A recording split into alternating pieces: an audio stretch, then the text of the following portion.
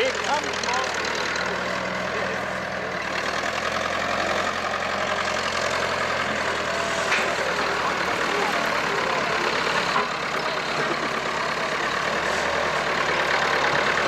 Again for the year. Last year, what a year it was for us. I mean, to put things in perspective, for our charity Rural Aid, the year before we delivered between $300,000 and $400,000 worth of hay in the whole year.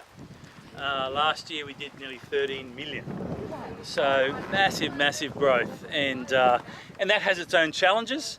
We discovered that our phone system wasn't big enough and it crashed every day. Our website wasn't big enough and it crashed every day. The recent one, and I'm sure you've probably read all about it, we realised that our main website was parked in a company that we wound up a couple of years ago.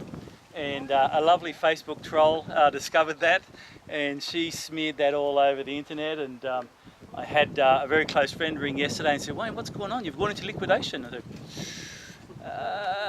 not sure how you go into liquidation with lots of money in the bank, but anyway, it was a stupid error on a website, and now it's causing us a bit of grief in the media. But we're here, we haven't missed a beat. In November alone, there was nearly $6 million worth of hay was delivered, and it's just numbers that we just can't really comprehend sometimes.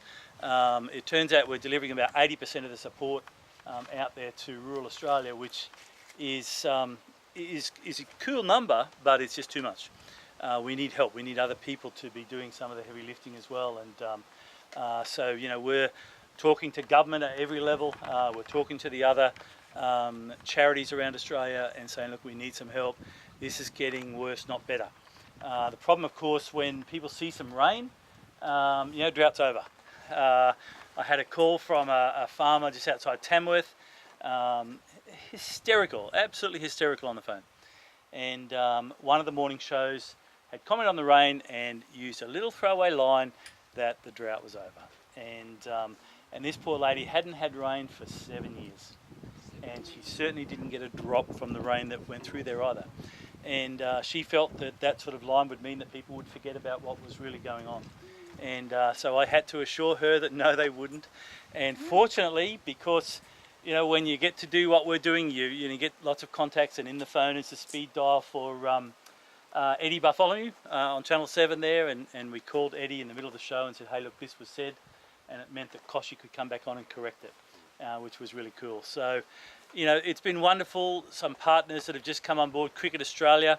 If you watch the Australia Day test up at the Gabba, you'll see a big Rural Aid sign on the grass, and the whole test will be, on it, which is just fantastic. And what I said to them, and we had a few meetings with them, is that we really need this second wave now of support to come on, because the drought didn't go away over Christmas. It's still here, and as evidenced today, the moment. Okay, I'm from Queensland, so when you're booking accommodation, you book in a place called Stirling, because that's close to everything, isn't it?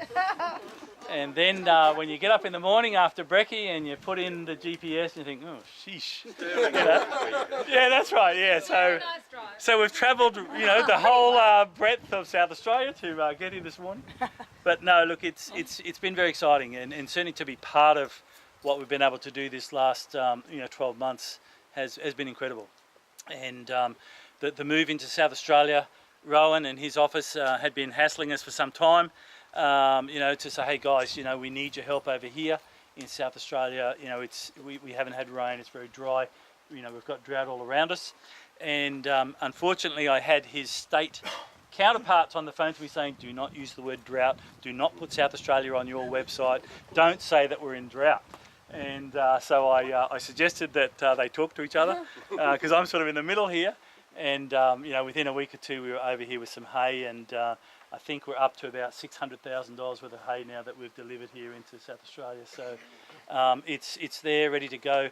What we do need, and this is when we have been talking to the journos over here on Country Hour and Stock Journal and a few of the guys, is we need farmers to register with us. Not Stock Journal, sorry, it wasn't, I won't, no, it was actually ABC, that terrible ABC. I did a phone interview on the Country Hour there, and she said, how do you know what farmers need help? And I said, well, being a little sarcastic, I said, I lost my psychic ability in the last thunderstorm, so we actually need them to register with us. I can't work it out, you know. So they then printed that Mr. Thompson, the general manager from Rural Aid, lost his psychic ability. And it's there in print. If you Google it, you can read them. But seriously. Anyway, if you say it, they'll print it. So anyway, it really, we do need people to put their hand up. And you know, I don't say this in a disparaging way, but normally, you know, to have a farmer register, they probably should have done it 6 months ago. And all the farmers are nodding their heads. It is a tough thing to do, and I know in some cases where, you know, we're sending out vouchers for supermarkets and fuel and things, and farmers are saying, oh look, you know, give that to someone else, I don't need it. We did a massive hay drop down in New South Wales near Orange at a little town called Cumnock, and Domino's Pizza had chipped in about $170,000, which was incredible, and we had 40 farmers there for the day, and it was just huge. And all the bosses from Domino's came down to meet the farmers and be part of the drop. And he was recounting it to me, the general manager, and he said the first farmer they went to, he said, I don't know why they asked me, because I don't need it. You know, there's farmers that need it much more than I do. They should have given it to someone else. And he said, well, look, you're here, take your allocation, and, you know, good luck to you. And next farmer said the same thing. They should have given it to people as worse farmers than me. He said, by the time I got to the third one, he said the same thing. I'm thinking, Wayne, you're ringing the wrong people. These people don't need the hay. He said when he got to number 47 and they said the same thing, he realised that it was just this thing that farmers have, where they always want to help others, and there's always someone worse off, and no, don't give it to me, give it to someone else, and it's that I guess spirit and that all of us on the other side of the fence really admire, and you know, we want to. Part of what we want to do with days like today is to show you that companies like Sepulford care, and so much so that at their Christmas function, you know, last year they raised some money, you know, to help pay for some of this hay and to be able to help you out. And so it's that sort of thing, that mateship, mates helping mates. We had a little bit of a hiccup over here in South Australia, in that the Ag Minister wanted all of the money raised in South Australia to stay in South Australia, and you know, South Australia would look after its own. And I said, well, that's wonderful. We'll just have to load all the hay back on the trucks, because that was all paid by people in other states. He got the message really quickly. And that really, this is about Aussies helping Aussies.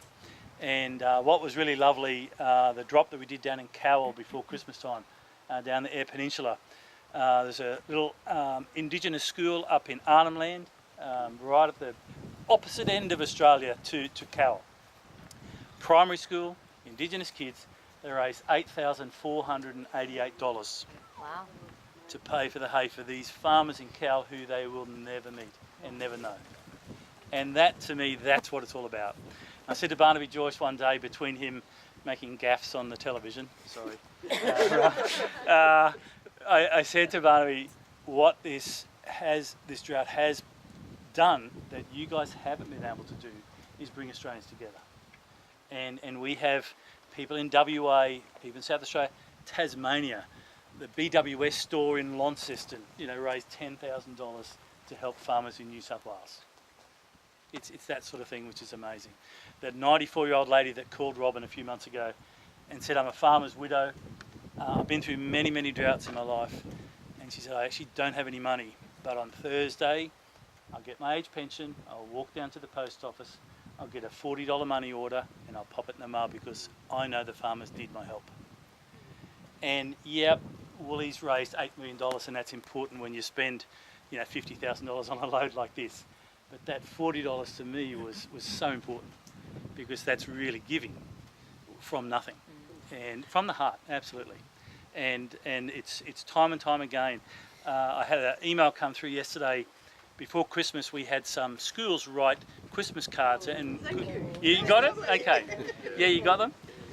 I had one back from a farmer, and it was really tough. And he said, I had got to the point where I thought there is no point living anymore. There's no point. And we all know about suicides. Some friends of ours just out near Broken Hill, works as a chemist, one of the farmers there, borrowed a gun from his next door neighbour and took his life, because there was no point, he felt. And this farmer was having one of those days, and a day of depression, opened the mail. He said, and apart from the bills and the, you know, the winding up notices and all the fun things that you get, the legal letters, there was this card and this letter from a little girl in Sydney that had written telling him that she cares for him and she hopes he has a good Christmas and she hopes that it rains one day and she prays every day that it will rain for him. And he said it brought me to tears and it brought me to my knees, realising that there were people there that did care about them and my life had value. And so it's those little bits and pieces, I guess, that really are important. And so thank you all for coming today. We hope this hay, you know, it's not going to change your world, but it is going to give you a bit of a breather. Sebelthred, who will get Lauren up, and then we'll finish off over here. Okay, so if you haven't seen Robin, she's the one with the funny hat on, because that was the only one that the chemist store in Cowell sold. It's amazing, you know. All of you in those bags will get a cap, and we come to a hay drop with no hat, yeah, and go back with sunstroke. Yes, make sure you see Robin. She's got a voucher there for the local food store down in Eudunda. For some Foodland groceries. Eudunda. Yep, Foodland, yeah. And there's also some propaganda in there. There's a Rural Made coffee mug and hat and all those sorts of things that you need to have to make your life complete. But anyway, I might hand over to Lauren and she can talk a little bit about what's been happening in her world. So my name's Lauren and I work for the Randall Wine Group, and I've got a group of my colleagues here from across various sites of ours in McLaren Vale, the Barossa and Clare. And as Wayne touched on, as part of our Christmas celebrations, we actually got together in a very competitive spirit and raised $9,500 that we'd like to donate today to Rural Aid, obviously going towards the hay run. I think it's a cause that's very close to our heart as a business, and I think Warren Randall, as our executive chairman, felt as though that was the cause that we really wanted to get behind this Christmas. So we're delighted to see so many of you out here today.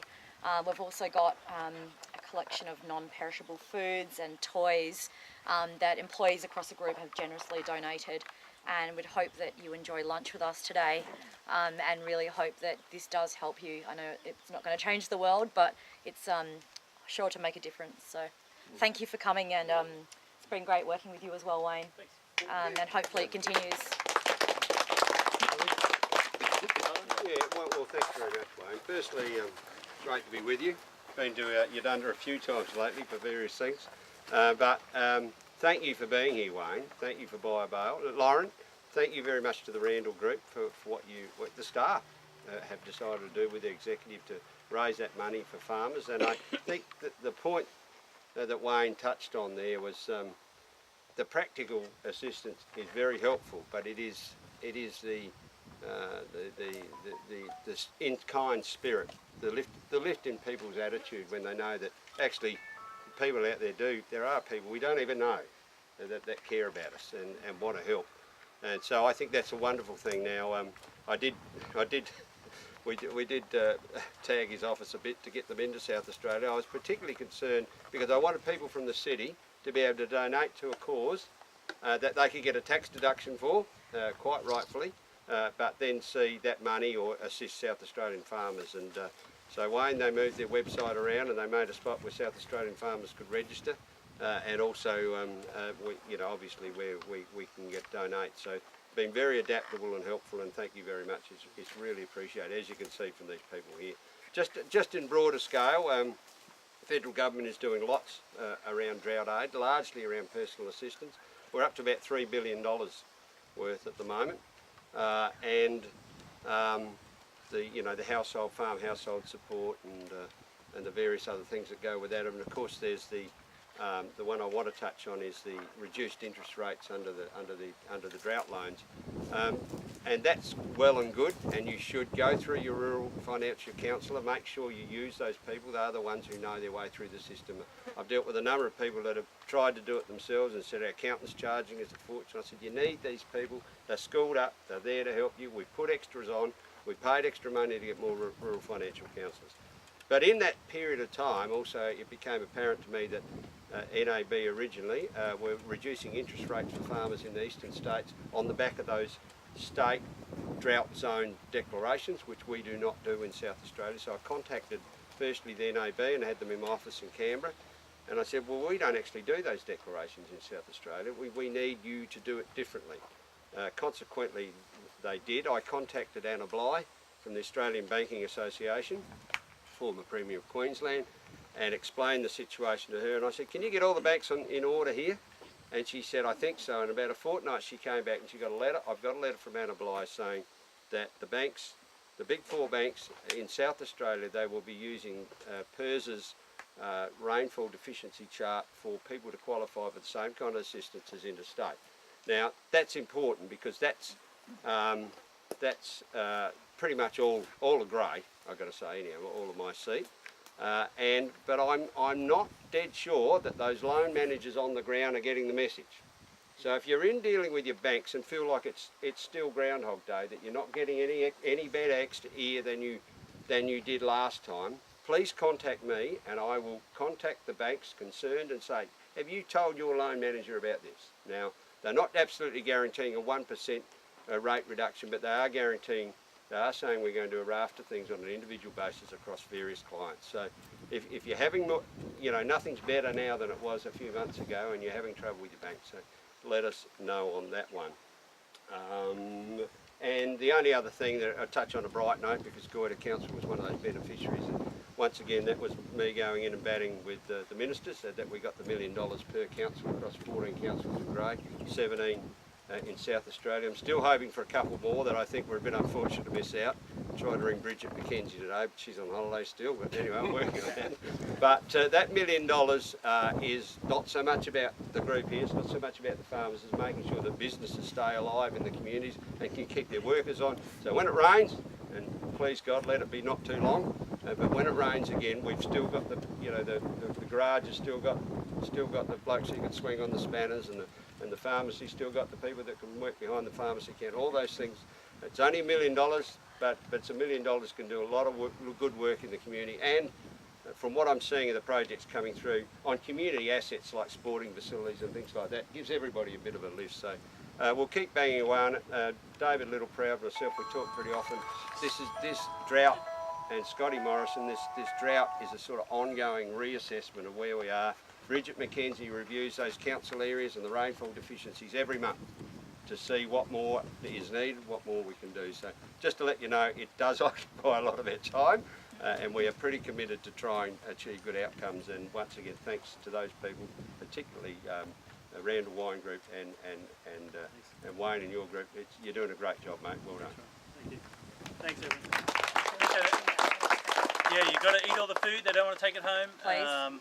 And if you haven't seen Robin with the funny hat and you're a farmer, make sure you see her. Otherwise, it's time to load your hay. Great start.